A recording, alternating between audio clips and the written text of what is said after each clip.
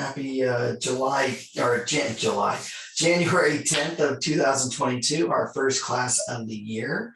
Welcome to the Power of the Proper Listing class. We'll just give it a minute here as everybody goes to log on. Just real quickly, we are recording today's session. Everybody attending today's class will get a copy of today's class.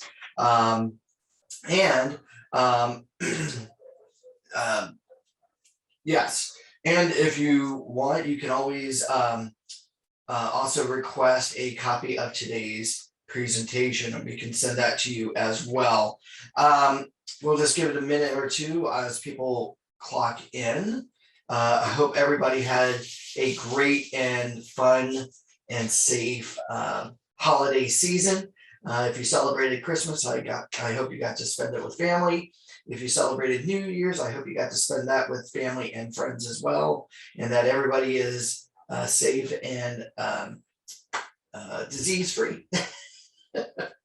So hopefully you're ready to start the new year off right. You're here for learning the do's and don'ts of the MLS, the rules and regulations, even though they are constantly changing. We're going to go over some of the most common things that agents seem to get wrong on their listings when you list a property or even deal with their data.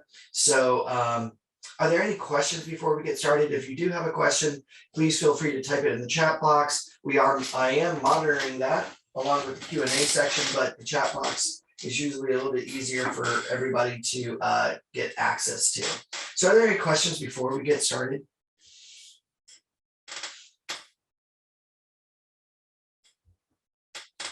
No? Okay, well, let's get started. Good morning. Again, welcome to today's webinar on the power of the proper listing. I am your host, Anthony. I've been an employee here at Orange County Realtors now for almost 20 years. Started off in the MLS department, guaranteed I'll speak to everybody attending today regarding rules, regulations, violations, all that fun stuff. What I'm also involved with is our outreach program. Our outreach program is designed typically to come out to the offices, give training at the board, but right now we are giving virtual trainings as it stands right now.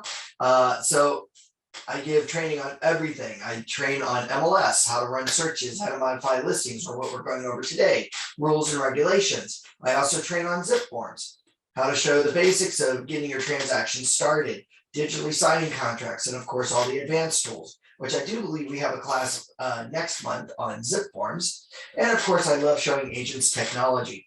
I love showing how an agent can utilize their iPads or their tablet devices or their mobile devices to be easier on their, or to make it easier for their real estate career. And my job is to help you go paperless. And maybe what I mean by that is maybe not get rid of paper fully, but maybe get rid of enough of it to make your lives a lot easier. So I love showing you all these really cool, neat tools that you can utilize at your fingertips that are free to you as a member, whether it's social media, video, HomeSnap, all the great tools, zip forms, mobile, everything like that. And of course, listing presentations. So I love showing agents all these things. Now, before we jump in, just to wake everybody up this morning, let's play a little fun game. So we've got the top 6 answers on the board, and number 1 answer will actually get a prize. And I want you guys to type this in the chat box. So if anybody can tell me what they might think the number 1 violation is by agents in the MLS system. And again, type in the chat box and I'll call out your name and make notes. And if whoever can guess the number 1 answer will win a prize. Now, don't be shy. This is class participation. Anybody?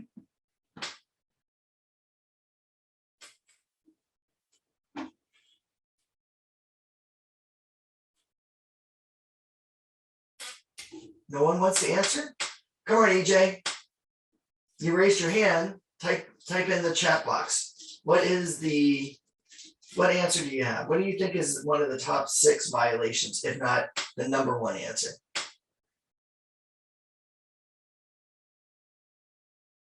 not updating sales status. So EJ, you've got answer number 6, so that's a good one. Inaccurate information on a listing. Let's see here. Charmaine, can you elaborate on clear cooperation rule?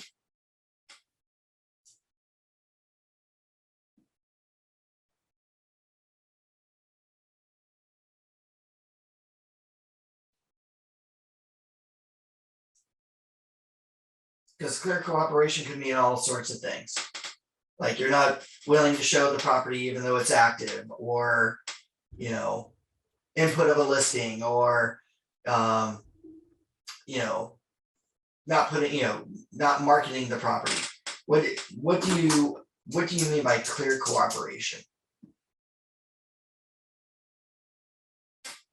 Yeah, so not uploading pictures to the MLS within 1 or 2 days after marketing to the public. So Charmaine, that is actually number 3, so that's close. Maria, same thing, no photos on a listing. Agreeing to a price that will never sell is one of the top 6 mistakes. Well, that's not necessarily an MLS violation. Catariza, no, sorry, I didn't mean to butcher your name there. I'm just going to call you Cat for short, if that's okay. Just because the homeowner wants you to sell it at a certain price does not mean that that's an MLS violation. If they want that in the listing agreement, then, you know, you have to market it at that price. So you're kind of the slave to that.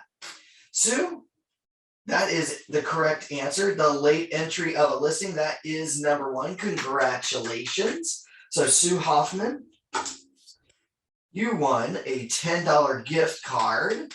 And Sue, if you can, send me a private chat with your email address, and I'll make sure that that gets emailed to you later today. Congratulations. Late entry of a listing, commission violations, that would be inaccurate information, but that is actually, that's not inaccurate information. That's yeah, commission violations, that's actually number 7. If I had a number 7 here on the list, but it's not one of the top 6. So Natalia, that was very close. A time deadline, that would be a late entry of a listing. Just to give you guys the other answers, number 5, the property description or public description of a property as a violation, misuse of the public remarks, things like that. Number 4, branded information on your listing. So branded photos, branded videos, things like that. And number 2 is copyright. Using other people's information or proprietary data, like photos from another source, like the city websites, or another agent's photo from their listing without their permission, or even using a photographer's photos when they didn't want you to use those photos in some other, you know, marketing media. So those are all considered copyright. Or the most common one, using Google's photos on your listing is a copyright violation. Can you please give branded media? Sure. Branded media would be having your for sale sign on your listing, talking about yourself, your name, your email address, your phone number on a photo or in your video, writing your phone numbers in the property description, things like that. Actually, that's more of a property description, but the branded media would be your photos and videos have branding on them. Maybe they're watermarked with Jack and Jill Real Estate, you know, things like that. So you know, we'll talk a little bit more about that. So Sue, send me a private message. That way I can make sure that you get that emailed $10 gift card, okay? All right. So that was really good, everybody. Congratulations. All right, so what we're going to do is we're going to take these violations in a certain order. You know, we're just going to go down the list. We're going to start with number 1, the misuse of public remarks of the property descriptions. Awesome, Sue. Thank you very much. I'll just write this down real quick.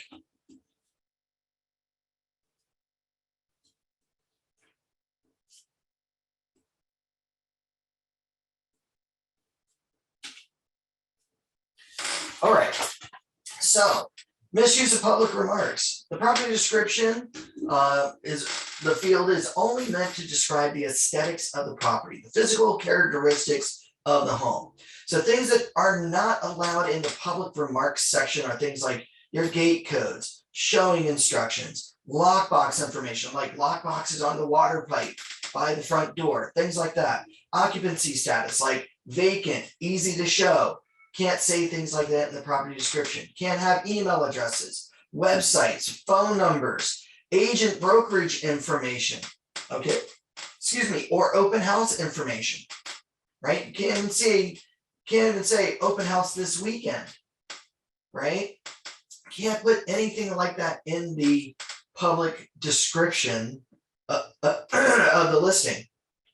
Not to mention, you can't use language that violates fair housing. Now, one of the most common ones that I've seen that violates fair housing is things like walking distance to. Say walking distance to the trail or walking distance to the park. Why is that? Everybody goes, well, wait a minute, why can't you say that? It's because not everybody can walk.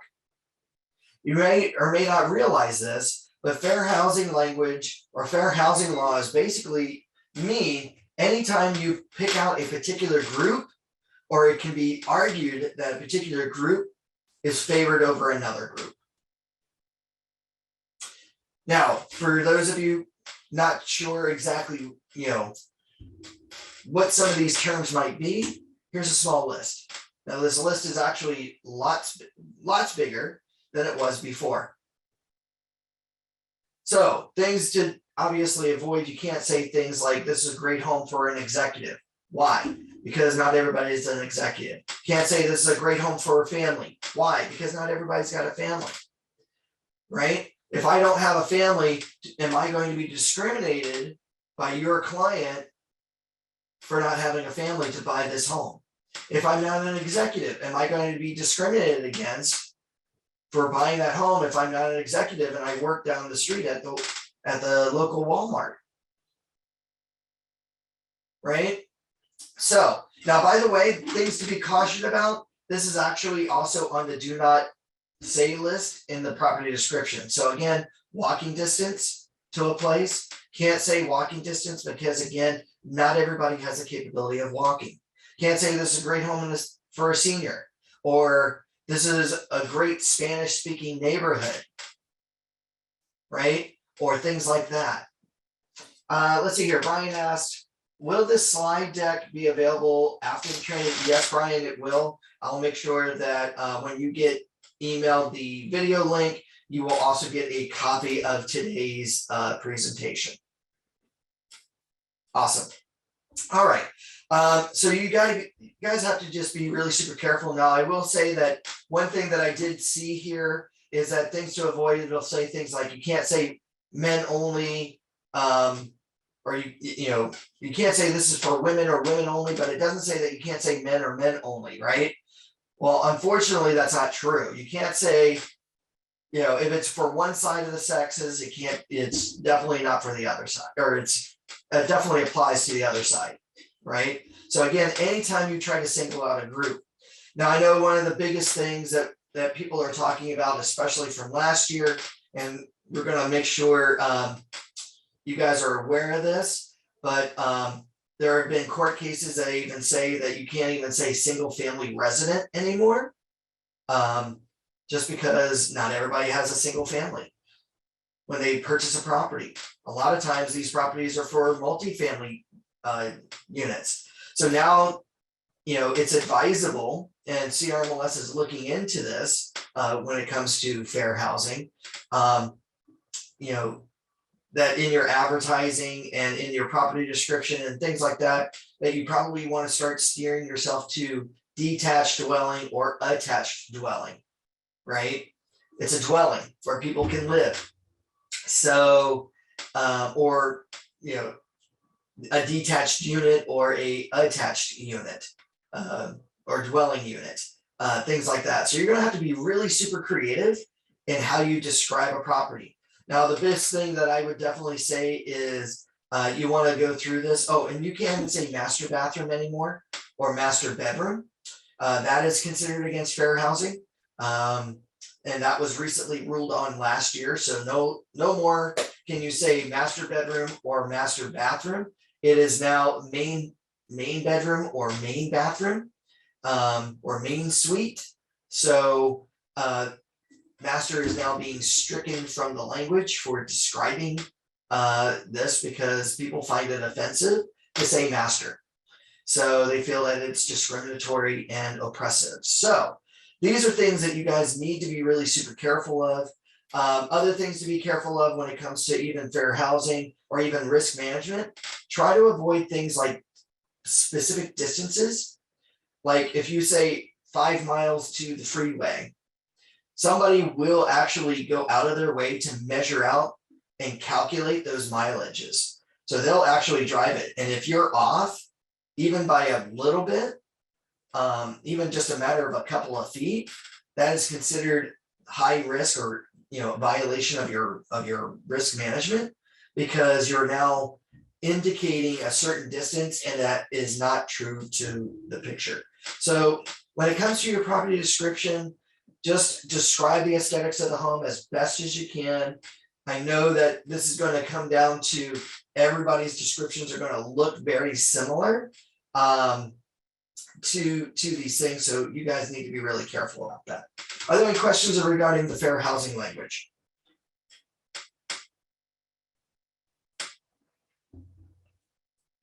I know that's probably throwing everybody for a loop, right? You can't say master bedroom, master bathroom, master suite anymore. You can only say main floor bedroom, main floor bathroom, or main bedroom, main bathroom, or main suite, or primary. I think they're looking at primary, being that keyword. Are there any questions? No? Pretty simple? All right, next. The syndication remarks field. Now, this is where the syndication remarks field has a little bit more leeway than the property description, okay? In the syndication remarks field, not only can you describe the aesthetics of the property, but this is where this field does allow for you to put in your phone number, your email addresses, your branded virtual tours section, your YouTube channels, things like that. And why is that? Well, not your listing, when you list a property in the MLS, your listing goes out to more than 91,000 public websites. Now, not all the public websites look at the property description, and not all the public websites necessarily give credit to the listing agent or show where the listing agent information is. And in those cases, they tend to look at the syndication remarks field. Now, a lot of times when we input a listing into the MLS, we usually skip over this field, and that's because this field copies the property description word by word into this field so that all the public websites pick up the property description at least. Now, in those instances where you want to make sure that your information appears on a listing on some of those websites that may not, prominently display the listing agent, then this would be a great area for you to input your information. Maybe please visit my website or call me for showings and things like that. This is where you want to put in those phone numbers and the email address, or even your branded website. Now, just a couple of notes here. Number one, the character limit is the same character limit as the property description. So if you filled out all 2,500 characters in your property description, then you may need to start getting yourself, or you may need to get even more descriptive or narrow down that description of the property a little bit more to accommodate the other information that you want to appear in the syndication remarks. Now, I will say the syndication remarks will still follow some of the same guidelines, like no, just be careful of fair housing violations, no showing instructions, no property occupancy status like vacant, easy to show, things like that. So, but this will allow you to put in some of the branded information to brand yourself. Okay, so that's something to remember. Also, under the syndication remarks, this will also allow you to put in your branded virtual tour. So any virtual tour that either you make or your photographer makes that's got your branding on it, like your name, your phone number, things like that, this will be right under the syndication remarks section that you can put in that link to that tour. Now we have a quick question here. Moran asked, do we have access to these slides? You will after this class, Moran. I will make sure that you get a copy of this. Okay. All right. Next, inaccurate information or accuracy of information. MLS Rule 8.3. It's the responsibility of you, the listing agent, and the broker that represents the information that you input on a listing as accurate to the best of your knowledge. Okay. You need to make sure that you put forth a good effort to make sure that the information that you are inputting on your listing is deemed accurate and reliable. So this means that you need to make sure that you double check the APN number, that you double check the MLS area that your listing is in, the listing or the land usage that your property is at is correct. Now you may or may not know this, but in Orange County, there are no townhome land use property types. So that means that technically in Orange County, there are no townhomes. They're either condo or single family. Here in Orange County, we can have a condo attached and a condo detached property, just like we can have a single family attached and a single family detached property. It is your responsibility to make sure that you look at either the title records or the APN records as found on Realist and look at that land usage to make sure that you mark the property correctly. If not, this is a violation. Now, this also coincides with making sure that the statuses on your listing is correct. Bedroom, bathroom, square footage, everything that you input about the property. Somebody had mentioned earlier about commission. You got to make sure that the commission is correct. Can't say, 2.5% and then all of a sudden say, give only 2% to the buying agent, right? Your listing has got 2.5% on it. You've got to, if that's accurate, you've got to make sure that you're giving them that 2.5% or that 1 cent or that $100 or whatever. Whatever you're inputting on the listing is considered deemed accurate by you. So it's your responsibility to make sure that is true. Now, when it comes to also the square footage, I know a lot of people put in their prior remarks section to help mitigate risk. Buyer and buying agent to make sure square footage or is deemed accurate and reliable, or they have to do their measurements themselves, right? I forgot how the language goes because my coffee hasn't kicked in yet, but be careful of that. Now, when we come to statuses, just real quickly here, everybody know the differences between all the statuses, what all the statuses mean? And you can show me a quick raise of hands. Like, anybody know the difference between pending status and active under contract? I see that Natalia raised her hand real quick. Excellent. So Natalia, what's the difference between pending status, P, or active under contract, U? Do you know those differences? Joe Piscopo, excellent, Joe. Do you know those differences? Can you write that down for me?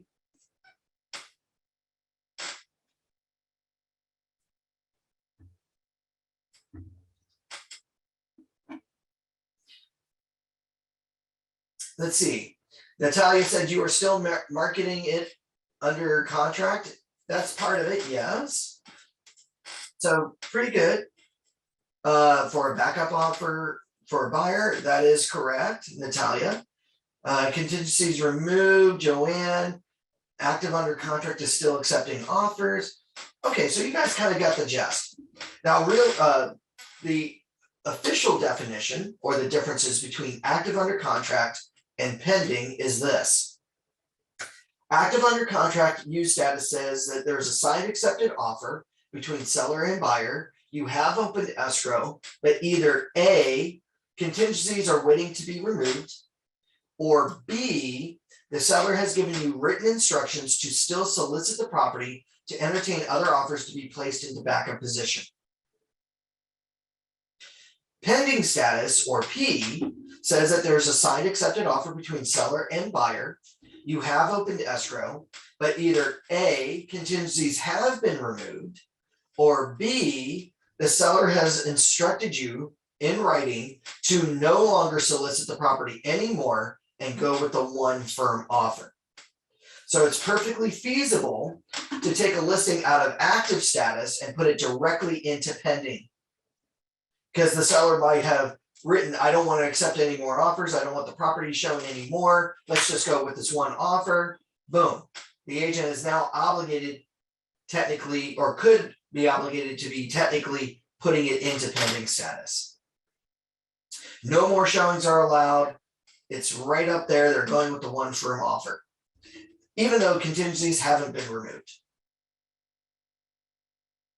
Now, anybody know the difference between expired and, or I'm sorry, canceled and withdrawn?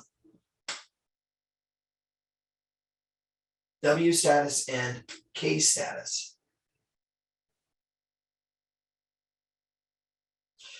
For those of you who don't know, the difference between withdrawn status and canceled, withdrawn says, or W status says, that the seller wishes to no longer sell their home, but the listing agreement between seller or lister and brokerage is still active. That means that the property is not allowed to be relisted. It's not even allowed to be solicited by other agents, because technically their contract is still active with the current brokerage. Canceled status says that the seller, or K status, says that the seller wishes to no longer sell the home, and that the listing agreement between lister and brokerage has been officially terminated. Now, the only person that's authorized to cancel a property or cancel a listing is the broker. This is why listing agents are not allowed, or don't have the ability to put their listings into canceled status. They don't have the right to cancel the listing. Even though maybe you've done the cancellation of listing agreement and you've signed it, and your clients have signed it, unless the broker signs it, it is not a canceled listing. So it's really vital. Only a broker is allowed to cancel a listing agreement between them and the client. Because why? Because technically the listing agreement is between the client and the brokerage, not between you and the client. That's why you have to do the AD. You're representing the client on behalf of the brokerage. All right. Any questions on the different statuses? Now, we all obviously know what S status is, closed. You officially close escrow, okay? Now, we probably have all seen something like this, or sorry, speaking of which, active status. Active means that there's no accepted offer. You don't have an escrow open, things like that. You're actively soliciting and marketing the property. Now, this leads me into contradiction of status, part of your inaccurate information. So anytime you have a status that's like active, you can't have verbiage in there that says no showings until a certain date. I know we've all probably have seen that. Well, how can you not show a property until a certain date if the property is allowed to be marketed and shown right now, which is what active means. If you have that verbiage in there, trust me, that's a $250 fine by CRMLS. Now, if your property was on hold, do not show, which is fine. Hold, do not show, you're not actively soliciting the property, you're not allowing any showings, anything like that for maybe a particular time period. Maybe there was a repair that needed to happen at the property, or maybe some painting or something like that. So it's not actively being shown, then put the property on hold, do not show. Maybe somebody's got COVID and they can't allow anybody into the home because they don't want to get anybody infected with COVID. Well, put the property on hold, do not show for those 14, 15, 30 days. At which point, then you can say no showings until a certain date. But then when that property goes active, make sure that you take that verbiage out. Now, another inaccurate status, the autosold. The autosold shows that there's an S icon, but it's also got a red flag icon next to the listing. Now, what is autosold? Now, Autosold was implemented about 15 years ago when CRMLS came to fruition, whereby the listings either in pending status or active under contract would automatically close based on their projected close of escrow date that they inputted in. And you may go, well, geez, Tony, well, what's wrong with that?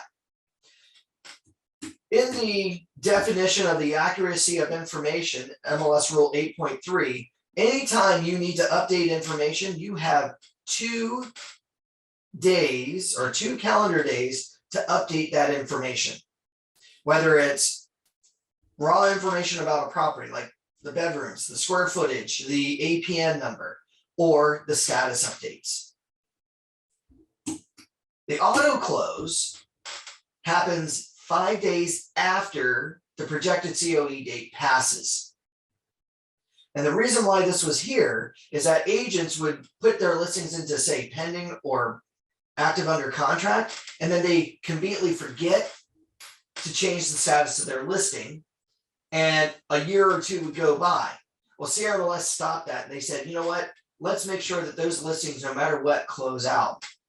And if they didn't close on those dates, then not only is the listing in violation because it went past the projected COE or their close of escrow date 5 extra days, but now they're probably, incorrect close date, things like this. Now the projected COE date happens 5 days after the auto close happens 5 days after the projected COE date passes. So this would be a violation of your MLS rules. Now, CRMLS also does not like to auto close properties, so they want to give you reminders to make sure that you close your listing on time or extend out the projected COE in case, for whatever reason, it's going to be delayed. So they send you out 4 notifications. Number 1, the first notification goes out 14 days prior to the projected COE date. So you're reminded 14 days before that listing is due to close. If you need to extend it, go in and extend it. Then you send a second notification 7 days prior to the close. Then you're sent a third notification 1 day before it closes. And then you're sent a 4th notification day of. So you're given 4 opportunities, to change that listing status or to extend out the projected COE date. Then on the 3rd day, you're sending a warning by CRMLS, so an actual 5th notification, okay, that, hey, you may be in violation because your listing is now 3 days past the projected COE date. It's about to auto close. And then on the 5th day, you're actually sent a violation when that listing goes auto closed. Now, I don't know about you guys, but does anybody open an escrow? Does anybody have an escrow right now? EJ, Joe, Antonio, Brian, anybody? Maybe a couple of you? Just out of curiosity, when you open escrow, do you just forget about it? Do you not follow up with anybody? Do you just hope that it closes on the day that you wrote on the contract?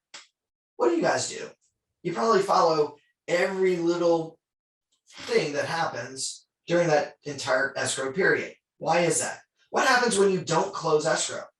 What's one of the main things that you guys don't get? Anybody? That's right, commission. Right? You don't get paid. If your listing doesn't close on time, you don't get paid.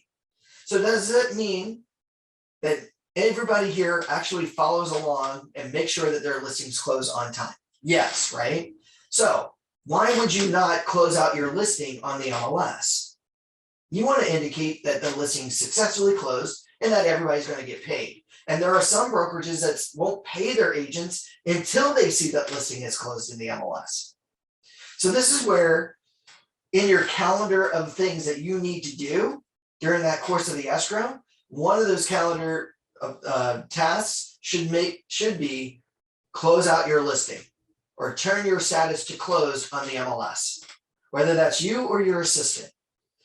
I don't think anybody in here is so busy that you guys don't think about any of your escrows. I know everybody here follows and tracks every one of your escrows, because if you're getting paid your commission, that's where all your bills and everything like that gets paid from. And if you don't track that, then, I know you need to get an assistant at that point, because you must be that busy. But those of us who aren't that busy, I know we track those things like there's no tomorrow. Well, we should make sure that that listing closes out. That way you avoid a $750 fine, right? Now, why I say that? Well, number one, your listing auto close, that's a $250 fine. Violation number two, which is a $500 fine. Inaccurate information, because your dates might be off, the list price might be off, things like that. So you get two violations on that day that listing auto closes. Who wants to pay $750 to CRMLS just because they didn't follow up on their listing? No one. Make sure you do that. All right. Mandatory delivery of a listing agreement, MLS Rule 7.8. This is where that late entry comes into play, right? Listing agents and brokers must either exclude the listing from the MLS or enter the listing into the MLS within 2 calendar days. No longer 2 business days, 2 calendar days of the effective listing date. So step one, the seller signs the listing agreement, or the landlord signs the lease listing agreement for you to list the property. Now you've got to either within 2 calendar days input that listing into the MLS as either a registered listing, a coming soon, or an active listing.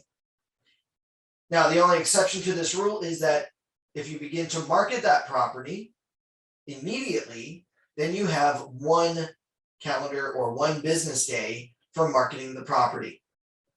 Marketing the property would be putting a for sale sign on the home. So maybe EJ comes to my house, he gets me to sign the listing agreement. He immediately goes out to his car, he puts up a for sale sign right in front of my home. Now he's marketing the property. He is now obligated to input that listing within 1 business day as either an active or coming soon. He cannot put it in as registered. Why? Registered means that you're not marketing the property. So if those instances, if the property is never to be marketed, and I mean never to be marketed, then the listing does not need to be placed as a coming soon or an active status listing. It would be registered. Now, by the way, coming soon was established in 2020. Okay. This was for clear cooperation. NAR, based on their lawsuit, said no matter what a listing is signed by an agent, or a listing agreement is signed by a client and an agent, and the agent is part of the MLS, or the brokerage is part of the MLS, then they are obligated to input that listing into the MLS. Now, coming soon, okay, is great because, or is nice because this allows you to pre-market the property. So marketing is allowed. It's only displayed in the MLS, so only agents in the MLS can see it. There is a buying agent commission offered on the listing because you are inputting the listing into the MLS. Now, one of the other benefits of the coming soon is that days on market, DOM, is not counted while it's being marketed. There is no distribution from the MLS to any of the public websites, not the IDX Fed websites, not any of the public websites. Now, I know that there's a little controversy about that because, geez, I'm allowed to market the property. Why doesn't it appear on the public websites? That's just the way it is. It's meant to get the other agents involved, to know about the property, to be aware of it, to get their clients excited about wanting to see it. Now, one of the other limitations here, or one of the limitations, is that no showings are allowed, not by you, the listing agent, not by anybody in your company or anybody outside the company. No showings are allowed, but offers are allowed to be submitted and accepted. At which point, if an offer is accepted, then you can take the listing out of coming soon and put it to, say, active, under contract, or pending. At which point that client does have the right to inspect the property.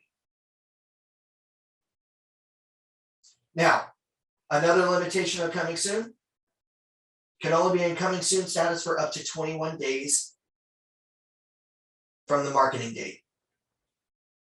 So from the on marketing date, 21 days out. So if your client is fixing up the property, maybe finishing up some remodeling, maybe they're not ready to show the property yet, but they want you to start marketing the property, then you'll input the listing as a coming soon for that time period while they're fixing it up. And then when it's ready, you'll then put it to active. Now, the third limitation, coming soon is a one-shot deal. You can't put a listing as active, or say it was in escrow and pending, and then all of a sudden it falls out. You can't put the listing from pending back into coming soon. So if it was in coming soon, the offer was accepted, you put it into pending or active under contract. Now it falls out of escrow, you cannot put it back to coming soon. Even if you make a mistake, geez, I didn't mean to put it as active, it needs to be coming soon, CRMLS can't do it. The system won't let you. What about after the 21 days, it's still coming soon? It can't. The system will automatically put it as active. Now, if you're not allowing any showings beyond that 21-day mark, then you have to put the property as hold, do not show. You can still market the property, but you can't show the property. But hold, do not show also does not allow for any offers to be accepted or submitted. So no showings are allowed while it's in hold, do not show. No offers are allowed while it's on hold, do not show. Or accepted while it's on hold, do not show. So be really careful. Now, by the way, in order to input a listing as a coming soon, funny enough, CRMLS does have a input form called the seller's instructions to input listing into coming soon status. This form can be found in zip forms under the CRMLS California Regional Multiple Listing Service library in zip forms. So if you're in zip forms and the client wants you to put that listing into coming soon to pre-market the property, you need to have that form done. If you do not have that form done, this is I think it's a $750 fine minimally for not having the contract. And CRMLS is auditing all the agents' listings that are in coming soon status. They want to see that contract. If you can't produce it, it is an immediate fine.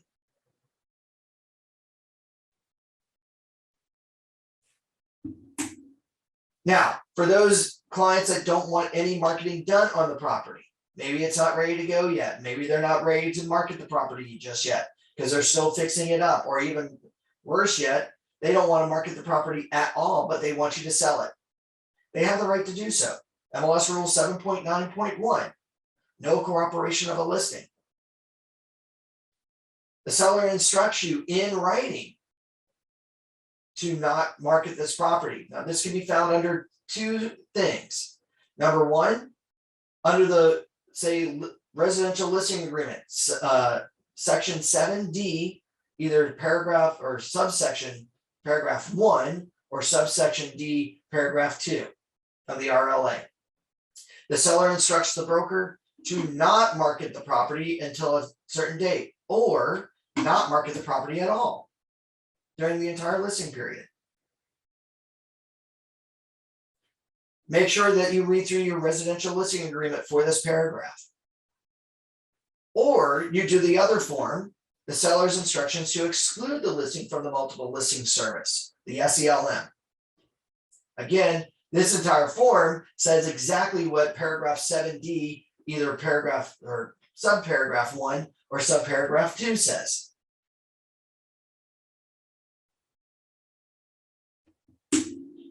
This is where the registered status comes in. So the seller wishes you to exclude the listing from the multiple listing service. That means that they do not want you to market the property, okay, at all.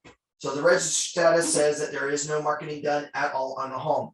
So no for sale sign, no social media posts, things like that. No talking about it to the public.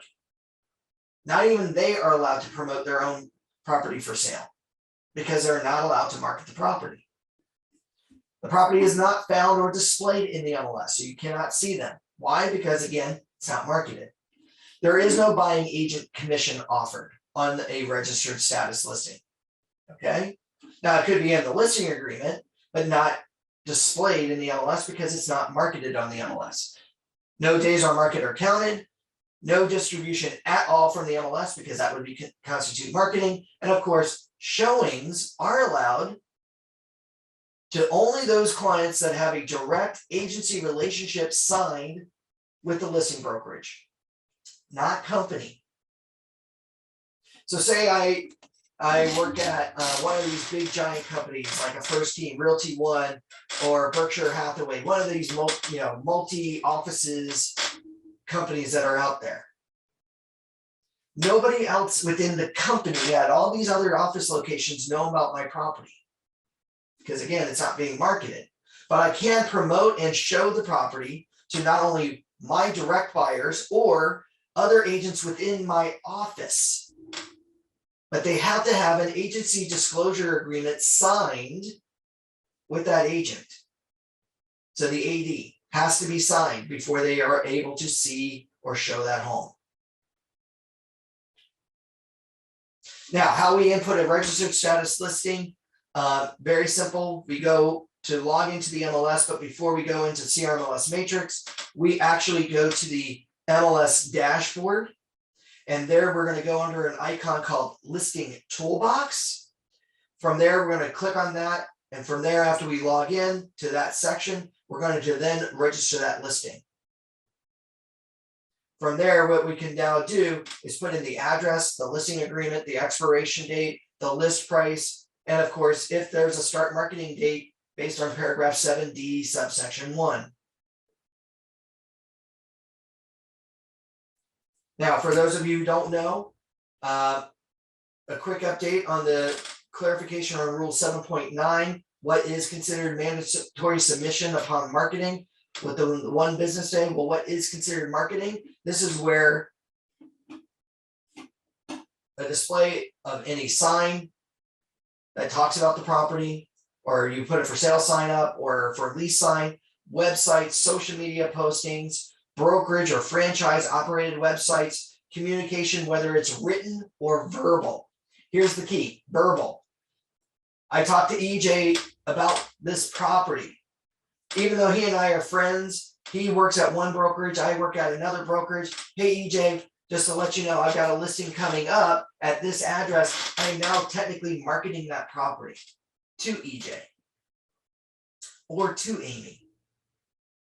Even if my client went out and started talking with friends, family, neighbors about the sale of this home, that is considered marketing. So we have to be super careful. Even doing an open house is considered marketing of the property. Because you got to market the open house, you got to put those open house signs out to the public to know that they should come and see it, right? Well, they can't see it if they don't have a direct agency relationship with you. So you got to be really careful about that marketing. That's going to dictate, do you put the property in as a coming soon or active within 1 day? Or do you put it as registered? Your contracts may say registered for 30 days, but if the moment you market it, you've now contradicted your contract, which now puts up a whole slew of violations against you. Now, by the way, if you do show a property or you do market a property, or even in the coming soon status, show a property, the fines can be as high as 1% of the list price with a minimum of $2,500. So let me reiterate that, as high as 1% of the list price. Anybody here know what the average median list price is for Orange County? I think it's what, 1.2 right now? So 1% of 1.2, anybody? Almost 100,000, right? Or probably a little over 100,000? Yeah, Anybody want to pay that directly to CRMLS? Here, just give it to me. I'll be happy. So be really careful about that. All right, real quickly here. Listing photo violations, MLS rule 11.5, photography in a listing. You have to have at least one photo of the exterior of the structure as seen from the street within 2 calendar days of the property status. Gotta have at least one photo. Now you can have 75 photos. One of those 75 must be of the exterior. Doesn't have to be the very first one, but if it's going to be the one and only photo, it must be of the exterior. Not just of the front door, it must be of the exterior of the building, of the structure itself. Now there are 3 exceptions to this rule. Number 1, the listing is a business opportunity listing. You do not need a photo or an exterior photo of a business opportunity listing in the MLS. Oh, EJ asks, is the penalty only if the property sells or just outright? It's outright, EJ. And you'll be amazed how many agents will turn in other agents for showing them the property. Or showing their clients the property, trying to oust the buying agent. But it's pretty substantial. I get calls at least 2 or 3 times a week where an agent's reporting another agent for showing a home or having an open house and the home is under the registered status. So be really careful about that. All right, so back to the photos. Exception number 1 is the business opportunity. Exception number 2, the listing is a registered status listing. A registered listing does not need the photos. Because why? It's not being marketed. So no photo is required. No one knows about it other than you, your broker, and of course CRMLS. The 3rd exception to the rule, in your listing agreement, it specifically states in there that the seller or the landlord wishes to not have photos or media taken of the home, period. I want to say in the residential listing agreement, this is paragraph, I want to say 11, either A or B. Paragraph 11, subsection A states that the seller or the seller wishes to not have any photo or medias or photos or media taken of the home during the listing period. If that paragraph is marked, then you have to submit a copy to CRMLS showing them why you're exempted from this 11.5 rule.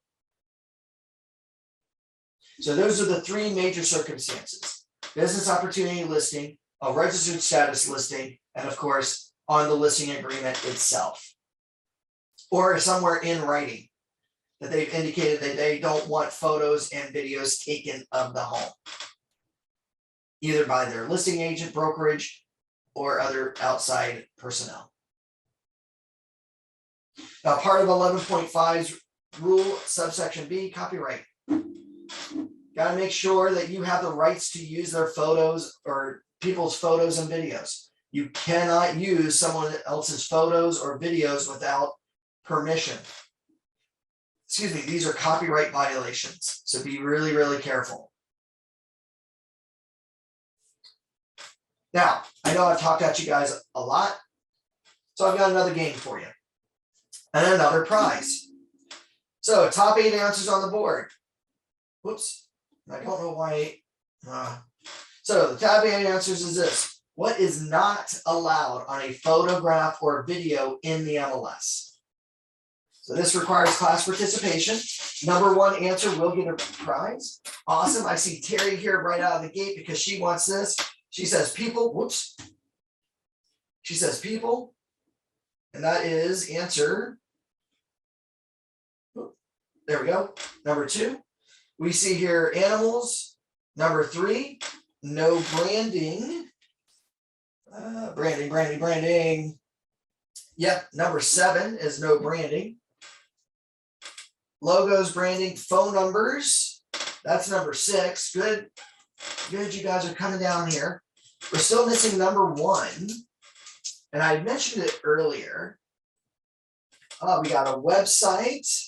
There we go. That's number 5. We're getting there. license plate, that's personal information. Email addresses, that's actually number 4.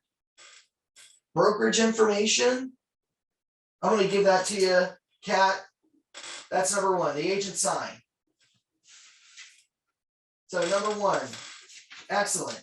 And Kat, Katarzyna,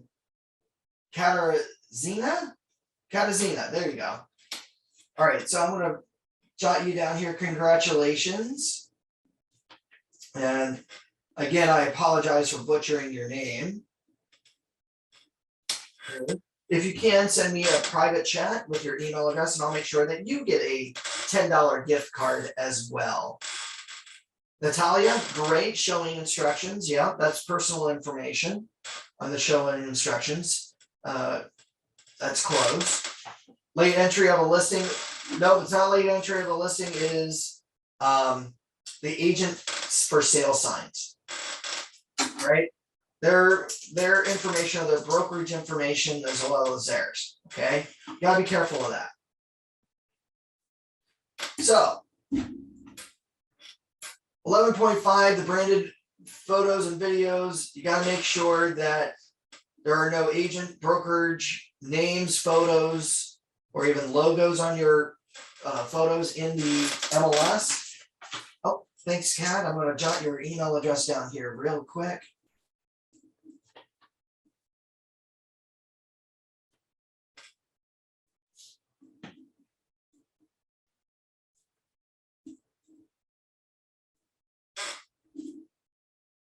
Excellent. Thank you, young lady. All right, make sure that there are no phone numbers on the photos. Make sure that there are websites, email addresses, for sale signs, billboards, no messages of solicitation, meaning give me a call, you know, things like that.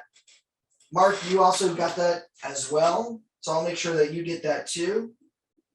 Mark Pringle. And Mark, if you can send me your email address, I'll make sure that you're on that list as well. Because it looks like, if I go back here in the chat, you and Kat answered at the same time.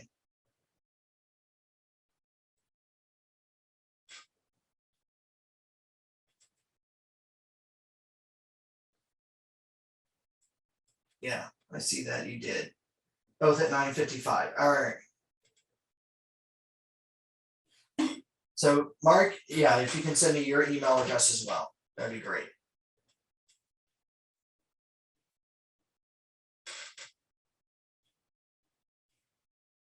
All right. Also, images of people, animals, or other items not directly related to the listing. Virtual tours, you got to make sure that the link is hosted on a non-branded website. So when it comes to your YouTube channel, make sure that your YouTube channel has no branding, like your name, your phone numbers, things like that. Now, one of the nice things about YouTube is that you can make a secondary unbranded channel. I do have a video on how to do something like that. So definitely, you know, make sure that if you have or if you're making your own videos and you plan to post it on the MLS under the unbranded virtual tour section, that video is hosted on YouTube under an unbranded, not promoted YouTube channel. Okay, and that's all through that setup. So that's super big. Now, just to show you some examples of what I mean, here are some photos that were pulled from the MLS on actual listings. Just to give you some examples. Now you may go, well, geez, Tony, what's wrong with this photo over here at the top left corner of the screen? Well, the photo that's here, yes, we do allow for drawings or renderings of a home. Say the home is not built yet, okay? And it's in the process. So the image that you have or that you've been authorized to use is a drawing of what the home should look like. Now you can use that in the MLS, but this has got to show accuracy of what the property is going to look like. So unless that home looks exactly like this on this plot of land with this exact sky and sun, this photo is not allowed. Okay, so be really careful about that. If you're using a photo like this, it's not, unless it's built to look like this on this type of land where the grass looks like this and the sky looks like this, you shouldn't be using it. Now over here in the top middle, we got pictures of people in the home. It's great that the agent wanted to show that this home is great for entertainment and you can have parties and things like that. Couple of problems. Number one, you can make out people's faces. Did the listing agent get their permission to use their images in his solicitation for monetary value? Did he get them to sign over a waiver? Number one. Number two, do these people come with the home, just like with the animal? Probably not. So you got to be really careful, right? Now, one photos that I always see that agents always get in trouble for are the little kids. They show the pictures of the little children. Now, by the way, there's nothing wrong with lifestyle photos. If you want to show the lifestyle of like San Clemente, Dana Point, Newport Beach, LA County, or LA, that's fine. Just make sure that you can't make out faces. When it comes to small children, we have to be really mindful of this. Think about the safety of the home. Think about the safety of the people in this home, right? Gotta make sure, right, that, or you may or may not be aware of this, but again, as I mentioned earlier, your listing goes out to more than 91,000 public websites. And unfortunately, there are not a lot of nice people out there on the web. There are more internet predators nowadays than there ever has been when I was a kid growing up. And now all of a sudden you have a picture of a small child in their diaper drinking a bottle in the dining room just because that looks cute. You've now compromised the safety of this home because now somebody knows that this small child resides at that property. It's always advisable to take down those pictures that have the pictures of the people and the family on the walls. Hide them, blur them out. Don't even use them. Another one, anybody here ever seen the pictures of the kids' room? And what do parents seem to like to do nowadays? They like to paint their child's name on the wall so that their child can at least remember their name, right? But anybody remember back in the day when we were in school? Anybody remember that term stranger danger? What was one of the things that schools were telling us to tell our parents not to do? Anybody remember? It was what? Don't have your parents write your name on your clothing. Why? Because a stranger can come up, say your name, and dupe you as a small child. Well, how's that any different than here on a property? You've got the picture of little Johnny's name painted on the wall in his bedroom or her bedroom. Should you use that photo in your solicitations? No. I get it. You want to show every bedroom, but be mindful of what you're compromising in terms of safety of the family, of the property, of the people. You got to be careful of that. Let's see here. Charmaine asks, why would a seller not want a video or photo of their home taken? Sellers are very skeptical nowadays about people on the internet knowing what is in their home, right? Or what their home looks like. Some people want to remain private and, you know, just don't want those types of things taken, Charmaine. I mean, it happens. You know, I know that some of the younger generation is starting to do that too, because they don't want everybody to know everything about them, which is fine. It's just that when it comes to selling or buying a property, or even selling a property, they just don't want people seeing what's inside the house or what the house looks like. That tends to happen. Doesn't happen often, but it's there.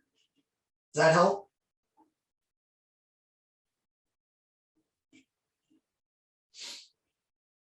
Now over here to the right, top and bottom, these are copyrighted images. You'll notice here at the top, right here, this is a Google satellite view of a home. It even says Google Maps. So what does this mean? It's a copyright violation from Google, or it's a copyright violation using a Google image. Now, I know we all usually go to Google to look for images when it comes to putting together a presentation or things like that. And there's nothing wrong with that. As a matter of fact, Google wants you to use their images for educational purposes. Okay. But when it comes to gaining monetary value, because technically you're gaining a commission off the sale of this property, you're now in violation of copyright because you're using their proprietary material for monetary gain. And you didn't get their permission to do it. And if you did get their permission, they'd probably want a cut of your commission. Now, I love this one down below here. The agent literally did a screenshot of the Google Street View, which even it still says Google Street View. Then they placed that image after they printed it on a sheet of paper where they hand wrote a note about the street and then rescanned it and uploaded it and tried to say that it was now their copyright. No, they got the original image from Google. Now, you got to be careful when it comes to these city websites and you want to use their lifestyle photos, or even not just another agent's listing photos. You cannot use another agent's photos on your listing. Geez, Amy has a listing that she sold 3 years ago, and she took some beautiful shots of the home. So I now take some of those images and upload them to my listing. I am now in copyright violation because I've taken those photos from Amy. Now, I can always reach out to Amy. Amy, I love the photos that you've taken. Can I use those in my listing now that I'm listing that property? As long as she gives me the original file and tells me in writing, sure, you can use these, then I'm okay. But wait, if she didn't take the photo, what gives her the right to give those photos out to someone else? If you have a photographer taking photos for you, then you need to make sure that you understand what rights you're being given by the photographer. Now, some of them will have a photography agreement. Those that don't, guess what? There's a CAR form for this. It's called the PIA, the Photo Image Agreement. This basically is an agreement between you and the photographer or the videographer. And it basically states what permissions they are giving you to use these photos. Are they giving you just MLS only marketing rights, or are they giving you full rights to use the photos however, or the videos however you wish to use them? So make sure that you have that PIA, the Photo Image Agreement. Down here in the bottom middle, we've got the animal. Again, no photos of animals unless the animal comes with the property. Now, I've only been here for 20 years. I've only known this to happen one time, where the actual dogs came with the sale of the home. And that was because the seller had to sell the property. They were going into an assisted living facility, and the assisted living facility would not take his 2 little dogs. So he actually gave them up as part of the sale of the home. And it was stated on the listing, dogs come with the property.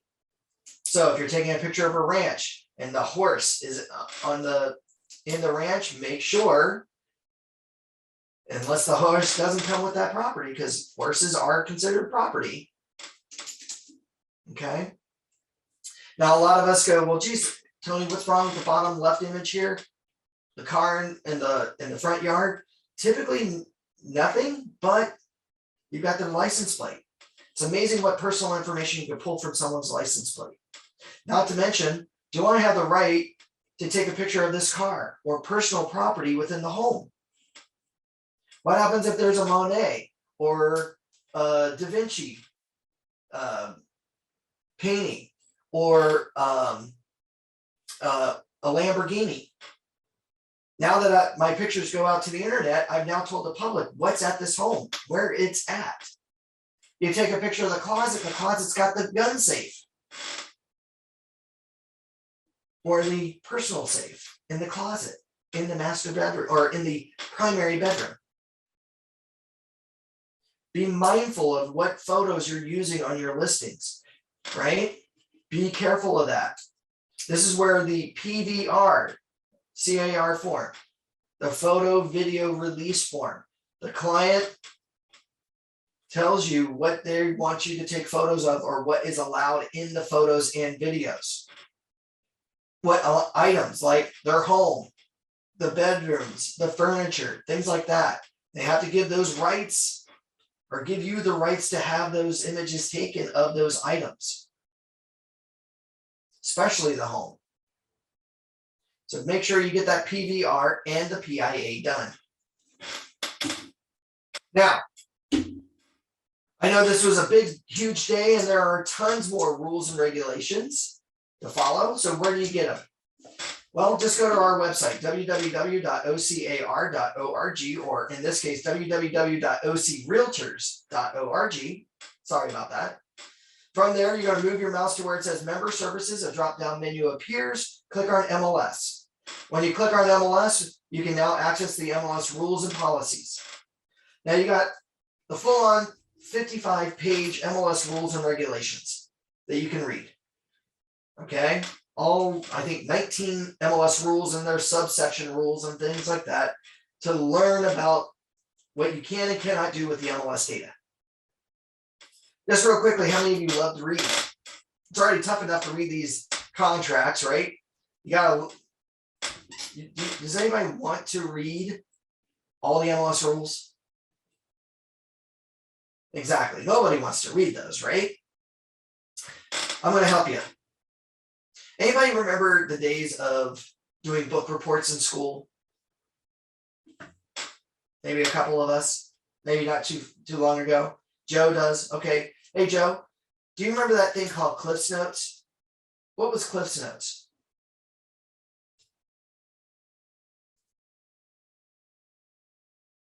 That's right. Cliff's Notes was a summary of whatever that book was, right? And what it did was it took that maybe 1,000-page book and it summed it up in 60 pages or less in the Cliff's Notes, right? This chapter means this chapter means that, this is what's going on, yada, yada, yada, and you could base your book report on that. Easier to read 60 pages versus 1,000. Well, guess what? Sierra MLS does have a Cliff's Notes version of the MLS rules, and that is called the Citation Policy. So underneath that Rules and Policies section, there is a Citation Policy. And what the Citation Policy is a Cliff's Notes version of the full-on rules and regulations. Now, what I love about it is that it splits up, or it takes this into a 4-column format. Column number 1 tells you what the rule number is. Column number 2 indicates if you get a warning or not. Usually if it says no, that means that rule is an immediate fine. Column number 3 tells you or summarizes what the rule is. And column 4 tells you what fine is associated for breaking that rule. Now here's my disclaimer. If you as an agent follow this citation policy to the letter, not only should you never get a fine, but you should never ever get a warning.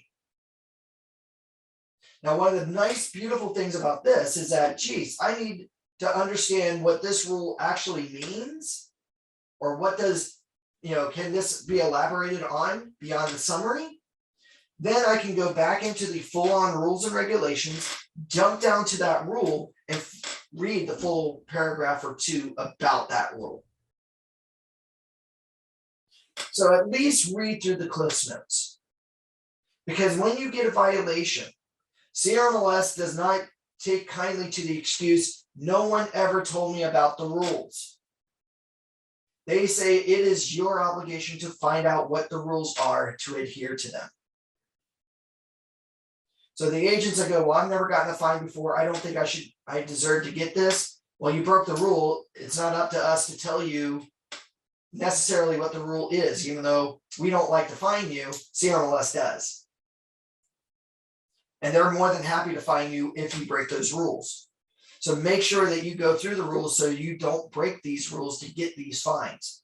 Because fines start as little as $100 for the violation up to $15,000 with a suspension of MLS services.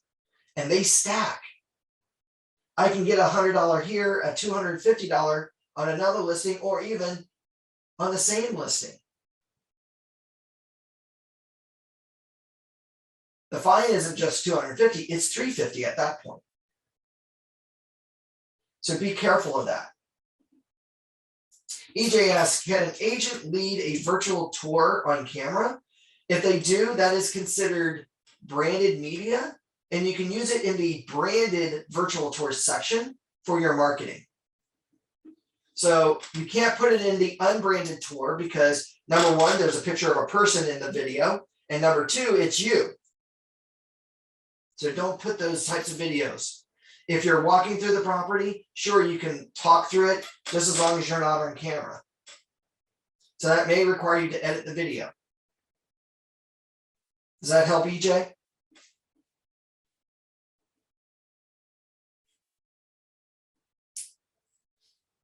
All right. Are there any other questions? Now, I know we went over by 16 minutes, but I just wanted to double check with everybody here. Are there any questions before we end today? Did you guys enjoy this? Was this helpful?